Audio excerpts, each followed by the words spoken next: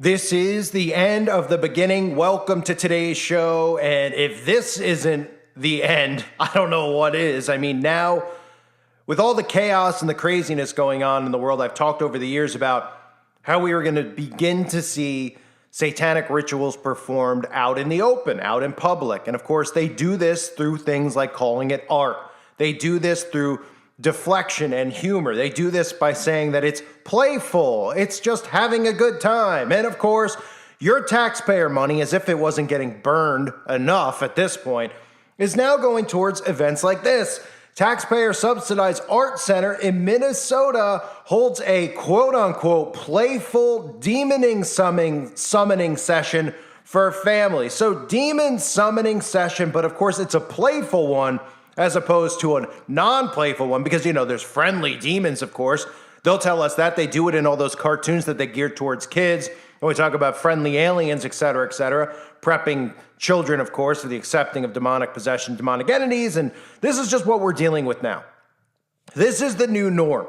All of this stuff that I've always talked about, that most of us have always talked about, a lot of you might have learned it from my channel, talking about gateways into Satanism, the occult, even things like Ouija boards being gateways into Satanism. Now we're seeing this stuff not just out in the open, but in public forums where they're inviting families. So they're not just having, Satanists get together at an event in Minnesota, like we see with SatanCon, etc. No, they're having an event where they're inviting families to participate in what they're calling playful demon summoning. So what do the parents do? Well, the parents are so dumbed down, as we see from most of the millennial parents out there who actually believe everything the government's spewing at this point, that they would actually go and think that this was some type of playful, fun event for the kids, and everybody's all excited, and they don't even realize what they're doing, and the next thing you know, the kid's demonically possessed in the next year or so, because they're inviting demonic entities into their home.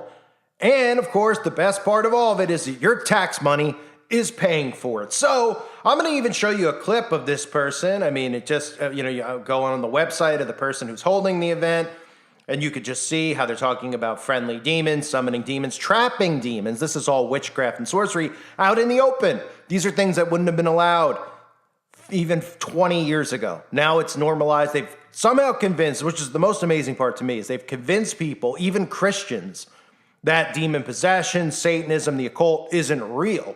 That Christians just look over this, right? They've convinced them of that, yet every single movie that's geared towards children has something with demonic possession, little entities, right? Like, oh, it's just look, it's Shrek. Oh, look, it's just some green goblin thing, right? And if you look at, you'll see even in the drawings of this woman, man, whatever it is, you'll see all the drawings. They look like these little things you see in Pixar movies and Disney movies. So a contemporary art museum in Minneapolis, which has received millions in taxpayer funds, invited families earlier this month to participate in a playful ceremony to summon and befriend their demon. And of course, like I said, when you see these Disney movies, right, what's always the theme? Even in some of these new movies I've covered, with the aliens coming, befriending them, befriend the alien, befriend the demon, befriend the little purple thing that's left out and outcast by humans because humans are so mean to it. This is all programming. As crazy as it sounds, I get it if you're just waking up just like, well, that's a little much. It's the truth of the matter, okay? The reality that we live in right now that you see in front of you, at least on the TV or the perception of what reality is, it's not real. This is a spiritual war. And this ties into spiritual entities and demonic possession and demon summoning. That's what this is about. That's what these people in power do. Everybody out there who's alt-right, etc., they chalk all this stuff up to money. They're like, oh, China, they're trying to, they want to make money. It's all about money. It's not about money. It's about Satan, okay? This is about Satan worship. These people are Satanists. They summon spirits. They invoke spirits, all of them. And that's why all these celebrities from Lady Gaga all the way down the list have some type of a story about, oh, the spirit of so-and-so. Someone close to them was a blood sacrifice. Oh, and then they summon their spirit. Oh, her aunt. Oh, so-and-so's Kanye's mom.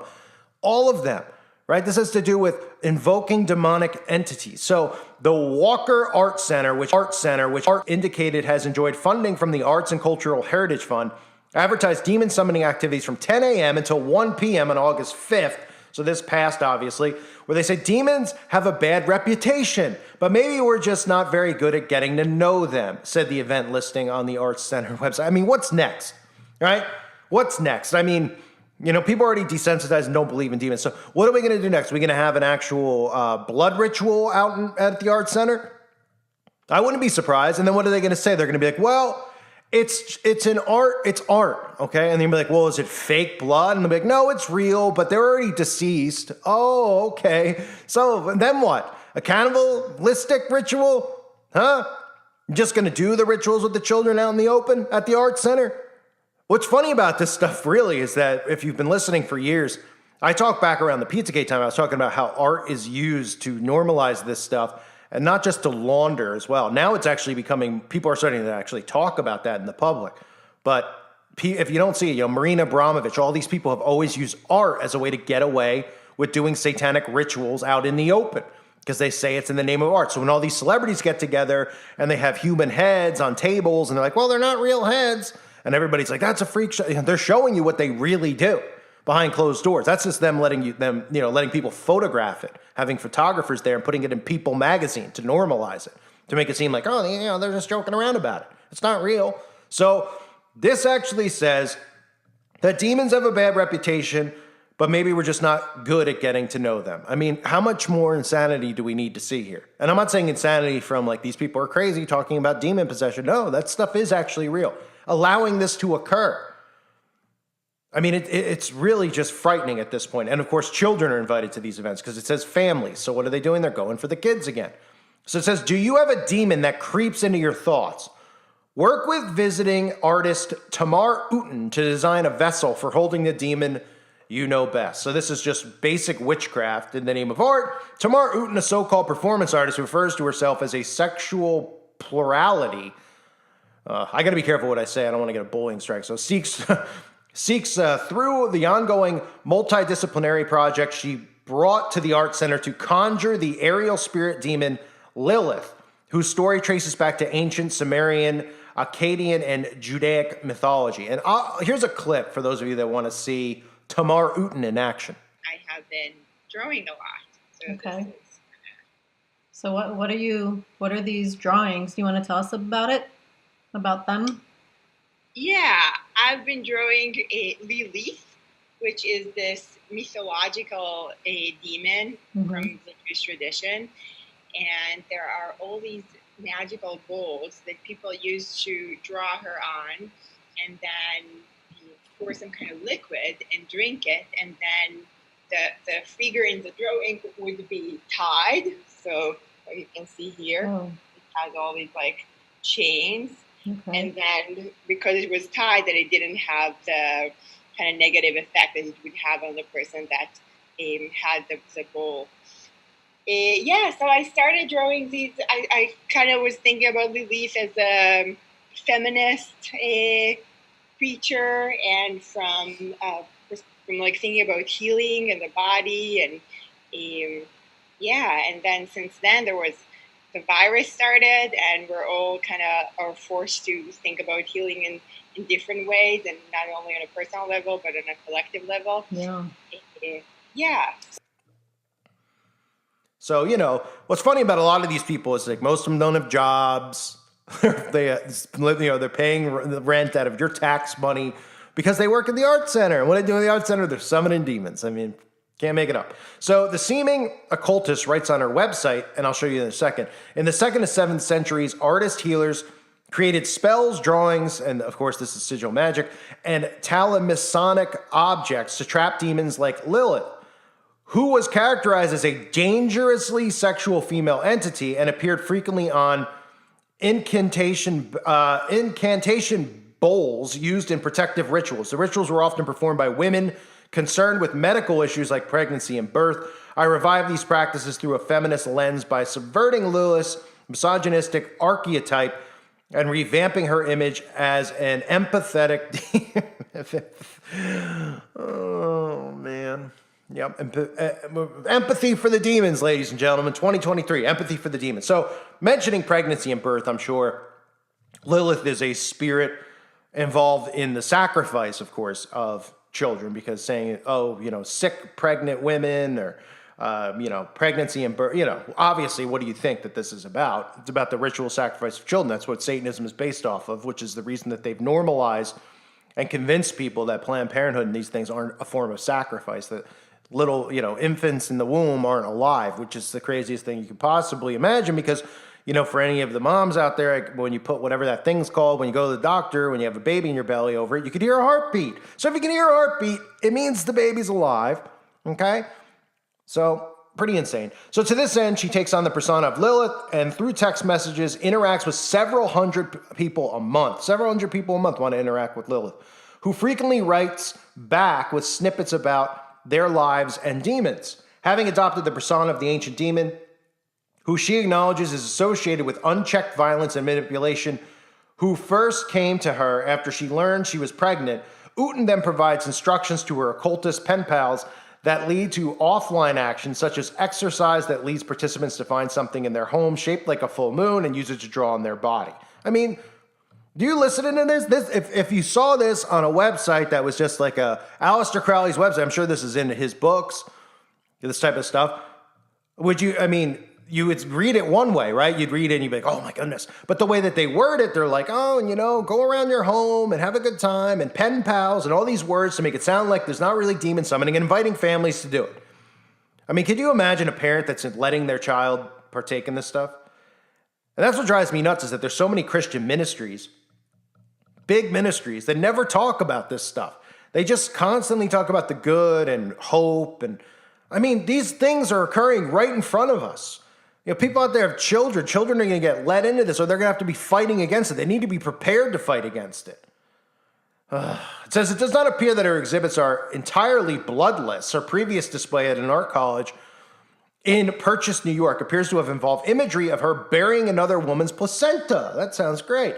Following the instruction of children and adults on how to construct a vessel to hold their demons, earlier this month, the Walker Art Center indicated Lilith, the empathetic demon, will come from the dark side of the moon to lead you in locating your feelings using ancient Babylonian techniques. This collective and playful demon summoning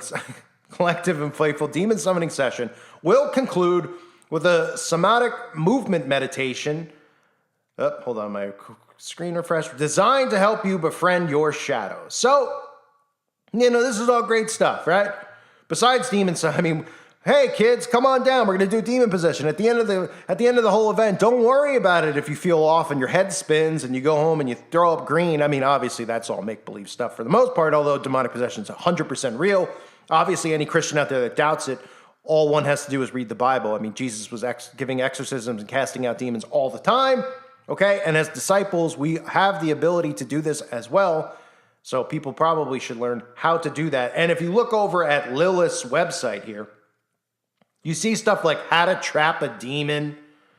I mean, you know what I mean? I mean, you see drawings of demons. You see all the same stuff we see with Baphomet pentagrams and crescent moons. And it's absolutely unbelievable. I don't know what's more unbelievable, that this is happening or that our tax money is funding this, right? But nobody's doing anything about it. That might be the most insane thing, right? Oh, religious freedom. Oh, okay, religious freedom for the Satanists and the demon worshipers who pretend that they don't actually worship the devil, like the Satanic Temple, and are also funded by our tax money. And then no free speech for Christians out there because it's hate speech, right? What a fair world we live in. But all we can do is continue to battle, is make people aware. I mean, we have demon summoning. What is next? What is next? What's going to happen next in public? I'm telling you, they're going to be having these events. They're going to take them out of the art centers. They're going to put them in parades. Then next thing you know, they're going to be doing it at Town Square. Oh, well, we're allowed to do it if they're allowed to do it. Just like I told you with the Baphomet and how all the Satanists are trying to get in the schools. They're trying to either get Christianity removed from the schools or let them, barge into the schools. And then they're like, we're not doing anything bad. We're watching Stranger Things and playing Dungeons and Dragons. All gateways, right? Just like this thing is a gateway. Oh, summon your friendly demon. And the kid's like, it's a friendly demon. I mean, we're living in the upside down, literally. Literally. Pray for all the children out there that they're not affected by this. I pray for the parents that they snap out of it. Pray for the Christian church, just pray for the church, to get strong and to get aware of what's going on. Realize that we are nearing we're in the middle of spiritual warfare, but we are getting very, very close to catastrophic events occurring, things that they're doing. And our children, your children, all the children, all our families are going to be affected by this. We need to armor up, and we need to arm up the children and make them very aware and very vigilant so that they could be soldiers in this spiritual war that's going on, instead of being suckers like these parents are making their kids by taking them to demon summoning events. It makes me absolutely sick. I thank everybody for being here. Hope you're doing well. God bless all of you and your families.